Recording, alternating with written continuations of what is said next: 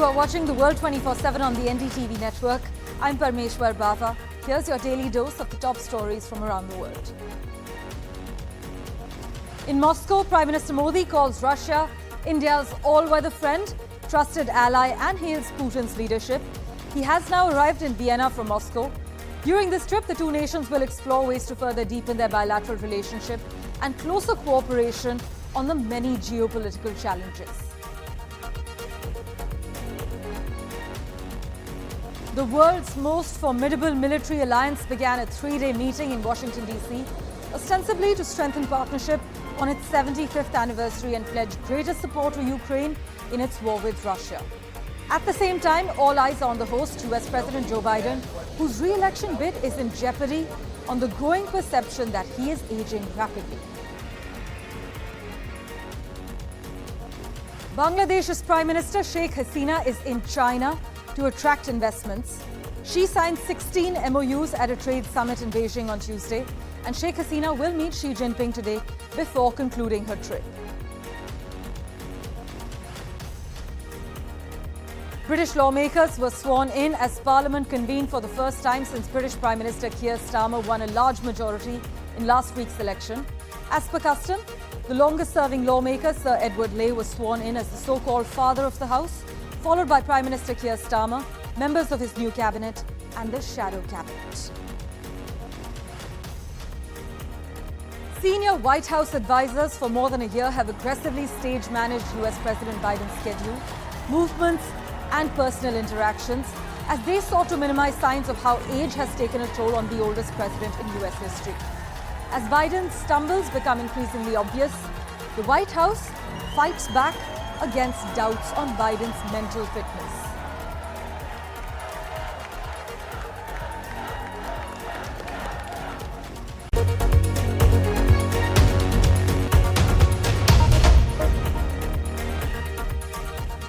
Well, a big focus as Russian President Vladimir Putin accepted Prime Minister Narendra Modi's request for early discharge of Indians hired as security helpers and forced to fight alongside the Russian army against Ukraine.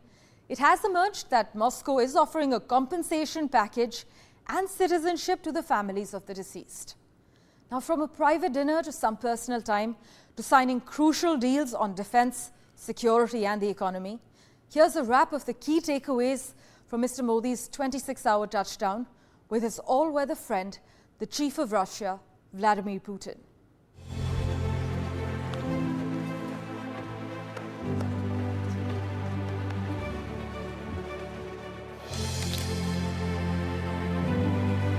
While the war in Ukraine intensified as Moscow continued its assault on Kiev, the India-Russia bonhomie was on full display as Prime Minister Modi concluded his first bilateral visit in his third term. From an informal dinner and tour of Putin's residence to signing crucial deals on economy, defense and security and the discharge of Indians stuck on the war front, the two leaders deepened ties, much to the annoyance of America. Yet, despite this close friendship between Prime Minister Modi and Russian President Putin, India condemned Moscow's strike on a children's hospital which killed over 41 people in Kiev during their bilateral meeting, highlighting the rare dynamic between the two leaders and India's voice in peace talks. Excellency, एक मित्र के नाते मैंने हमेशा कहा है कि हमारी भावी पीढ़ी के उज्जवल भविष्य के लिए शांति सर्वाधिक आवश्यक है। लेकिन मैं ये भी जानता हूं कि युद्ध के मैदान में समाधान संभव नहीं होते। बम, बंदूक और गोलियों के बीच समाधान और शांति वार्ताएं सफल नहीं होती हैं और हमने वार्ता के माध्यम से ही शांति के रास्ते अपनाने होंगे। Prime Minister Modi was also conferred with the Order of St. Andrew, Russia's highest civilian honor, as a tribute to the old, deep friendship and mutual trust between India and Russia. Уважаемый господин премьер-министр, дорогой друг, награждение вас орденом святого апостола Андрея Первозванного отражает искреннюю признательность российской стороны за тот значимый вклад, который вы вносите в укрепление дружбы и взаимопонимания между нашими государствами и народами. While the key focus of this visit to Moscow remained economic cooperation, with the two leaders vowing to eliminate non-tariff barriers, achieving mutual trade of $100 billion by 2030 and increased trade via the international North-South trade corridor, the meeting also sends a diplomatic signal to the West that India will not bow down to Western pressures and continue to put its interest forward and maintain its multipolar position with its allies. With Disha Bagchi, Bureau Report, NDTV. But Ukraine President Volodymyr Zelensky has reacted sharply to Prime Minister Modi's brief visit to Russia and his interaction with Russian President Vladimir Putin. In fact, Ukraine's president has said it is a huge disappointment and a devastating blow to peace efforts to see the leader of the world's largest democracy hug the world's most bloody criminal in Moscow. This on the day Russia had attacked a children's hospital in Kyiv.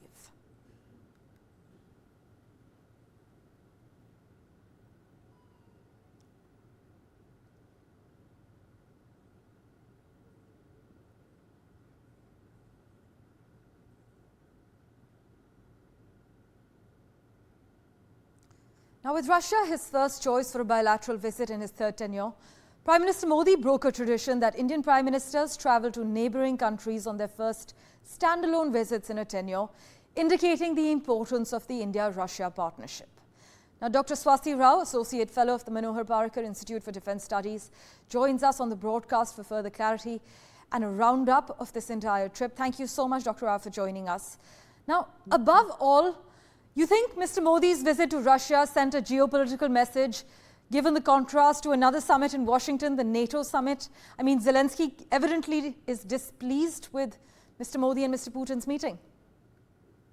Well, I mean, Zelensky being, I think we're talking about a couple of things. As far as the diplomatic messaging is concerned, of course, it's a diplomatic messaging because India has been having this very clear communication for a long time with all kinds of its partners that India would operate in strategic autonomy and national interest. And the reason why Prime Minister Modi actually went to Russia to restart the annual summit, etc., were basically all international interests because, you know, you already mentioned it also in your primer that there's been ways to boost trade, for example, smoothen out the rupee-ruble mechanism, and also take into account the fact that there's been this growing trade deficit and what are the ways to reduce that. So I think or for that matter, you mentioned getting back the Indians who are stuck in Russia who land up fighting, and then some of them also land up getting killed. And MEA had taken a very strong view of that. So I think if you look at the outcomes of why the Prime Minister had gone, I think the Prime Minister had gone with a very clear agenda. And of course, our ties with Russia are important. They are built on, I would say, a lot of historic friendship, etc. But the Ukraine war has also been a major factor in which, the ties have to evolve. And for letting that happen, I think the highest level dialogue is what is required. And that is why the Prime Minister was there. So that's the first part. The second thing is that I've been saying that again and again, that in my opinion, I don't think India really owes an explanation to either Washington or to Moscow or to Brussels, or for that matter to Kyiv, about its actions. I think India has made it very, very clear in the last 2 years that India stands by the path of peace, has been consistently on board with all the 4 major peace summits, the multilateral peace summits that starting from Copenhagen in Denmark to Jeddah, Saudi Arabia, then Malta, and then Switzerland, which was the latest one. And on the other hand, India has also kept its ties with Russia alive and not bowed down to either Western sanctions or anyone.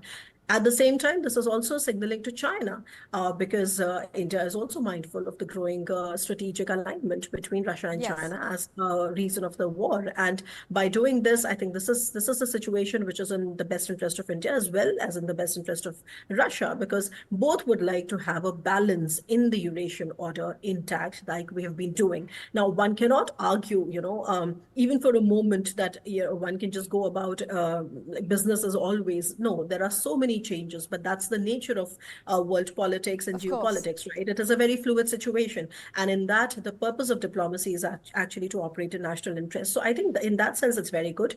There's also been, in terms of signaling to Washington, you see, all these dates have been set in advance. Yes, of course, NATO countries, 32 of them now are meeting in Washington. The major ponderable out there is to be how to Trump-proof, lest somebody like Donald Trump were to come back to as American president.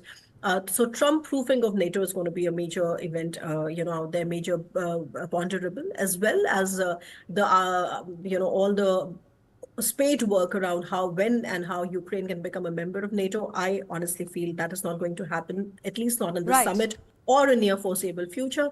But yes, it is more about long-term security assurances and agreements that so many Western partners have entered into Ukraine. Yes. So, well, that's a different part. So in terms of signaling, yes, there has been a signaling, but at the same time, it's beyond the signaling, and it's about really understanding, navigating India's Right, national Dr. Rao.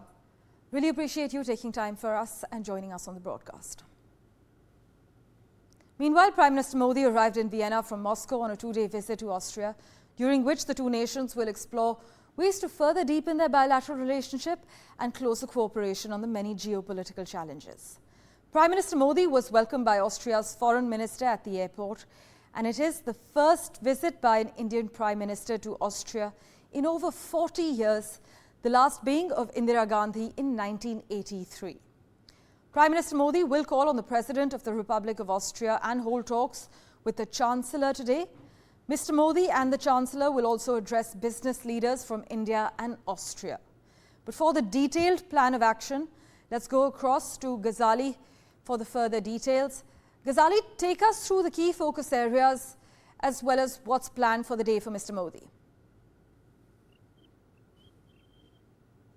See, after Russia's visit, now Prime Minister Modi has landed in Austria. Now, there are many reasons why this visit is happening. The first, as you mentioned, that this is the first visit of Indian Prime Minister in the last 41 years. Back, I think it was in 1983 when Indira Gandhi was the last Prime Minister to have visited Austria. Now, the second one is that this year also marks the 75 years of diplomatic relations with Austria and India. And this is why this is also very symbolic, very significant that Prime Minister Modi has made this visit or planned this visit to mark the 75th year of its diplomatic relations. So, India and Austria had great diplomatic relations since reviving their ties or recognizing it back in 1955 when Prime Minister was Mr. Pandit Jawaharlal Nehru. And after that, Mr. Modi is making this trip after 41 years since Indira Gandhi visited it. And there are many economic cooperation or ties between India and Austria, which will be the focus area during this visit. So, as far as the cultural and historical links are concerned, the historical and cultural exchanges, such as the visits of Rabindranath Tagore to Vienna, underlying the long-standing cultural relations between the two countries. And also, there are Indian diaspora is there in Austria, which the Prime Minister is going to address as he addressed them back in Russia. But more than diaspora or the cultural connect, it's also about the economic ties. Now, we know that the trade amount between India and Vienna has swelled in the last couple of years, and more than technology transfer or exporting other goods from Vienna, India is also looking for a good market in the Europe, and that is why this entire visit is very significant. As always, Ghazali, thank you so much for joining us with the latest details. NATO is deepening its ties to non-member Asia-Pacific countries, signaling the United States' desire to counter China in the region. The war in Ukraine remains atop NATO's priority list, and the attendance of leaders like from Australia, New Zealand, Japan and South Korea at the group summit this week shows how Russia and China present overlapping challenges to a US-led world order. Hosting the summit, by the way, gives Joe Biden a chance to showcase his leadership on the world stage, but it's happening at an awkward time.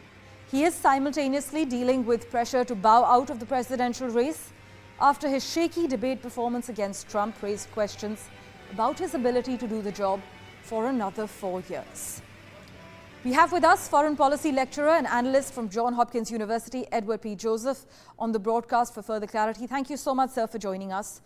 You know, many analysts I'm speaking to seem to echo the belief that this year's NATO summit is outwardly tough but inwardly brittle. The summit aims to project unity and shared interests, but outwardly, but internally, you think there are increasing anxieties and worries among member countries?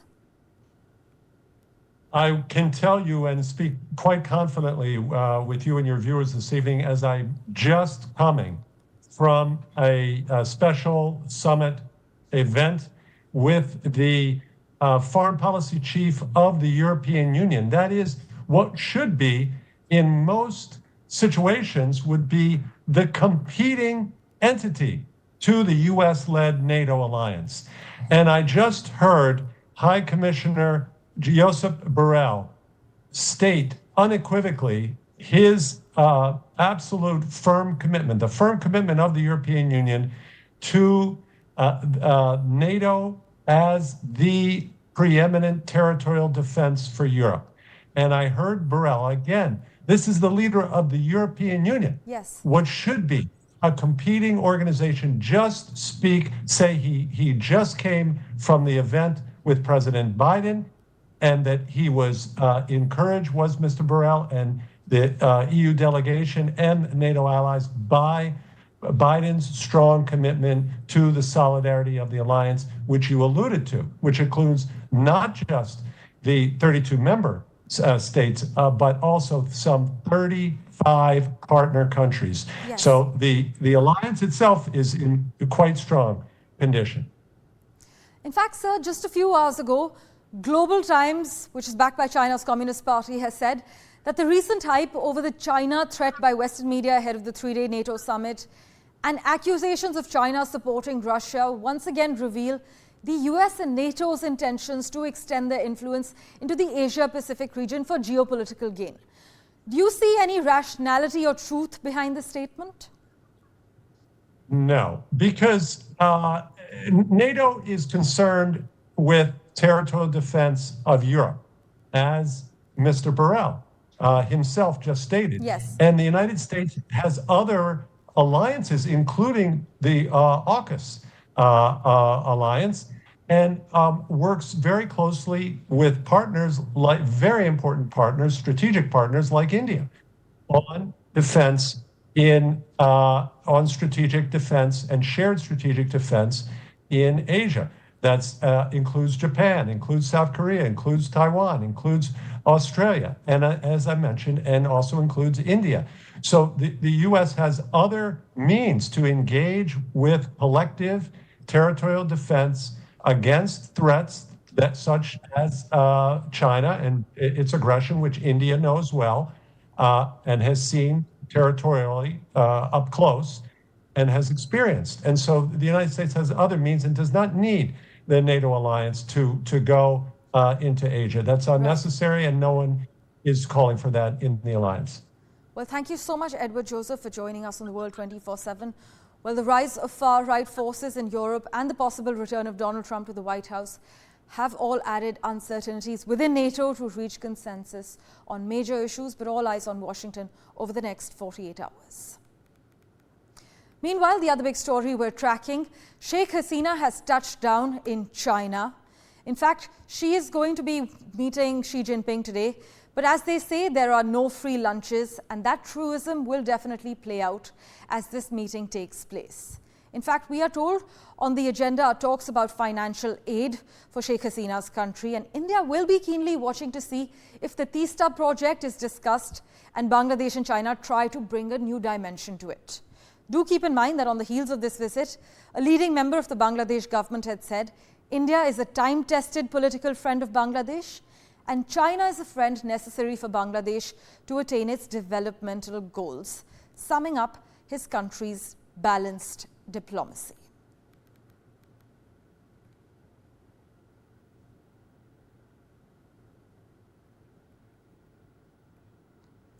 Let's turn our attention now to the United Kingdom, where Prime Minister Keir Starmer praised diversity among new MPs as he spoke for the first time in the Commons as Prime Minister, while Rishi Sunak said the Conservatives will take up the role of the official opposition. The two leaders have now swapped sides, with Keir Starmer and his MPs taking their seats on the government benches of the Commons. Mr. Starmer said the new parliament was the most diverse by race and gender this country or to has affirm at ever the seen. table of the House, first doing so myself.